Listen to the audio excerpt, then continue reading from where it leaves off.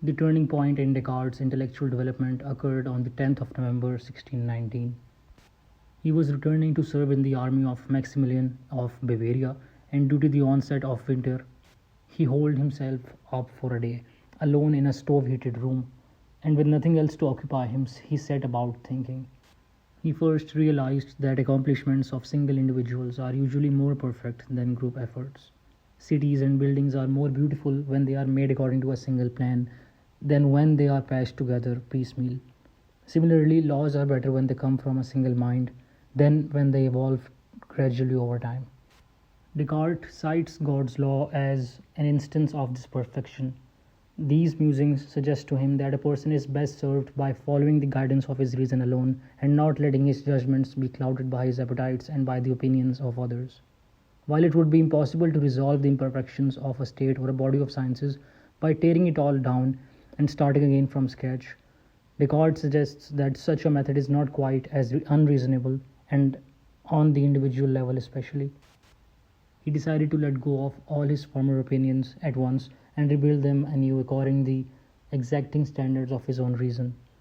Descartes is very careful, first of all, to point out that this method is meant only on an individual level, and he strongly opposes those who would try to topple a public institution and rebuild it from the ground up. Second, he reminds us that he only wants to discuss his method with us. He is not telling us to imitate him. In particular, he notes that there are two types of people for whom this method would be unsuited: those who think they know more than they do and who lack the patience for such careful work, and those who are modest enough to think that they are more capable of finding out the truth if they follow a teacher. Descartes would count himself among this second group if he hadn't had such a number of teachers and embarked on so many travels as to realize that the opinions of even learned men vary greatly. Before abandoning his former opinions entirely, Descartes formulates four laws that will direct his inquiry. First, not to accept anything as true unless it is evident.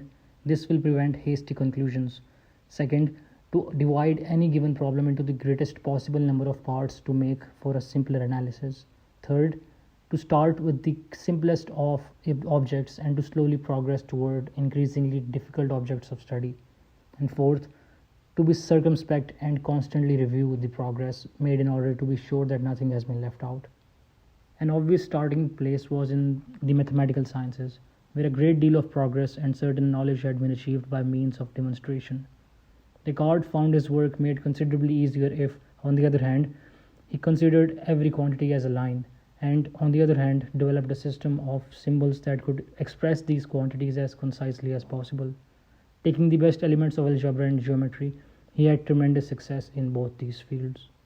Before applying this method to the other sciences, Descartes thought it well to find some philosophical foundations for his method.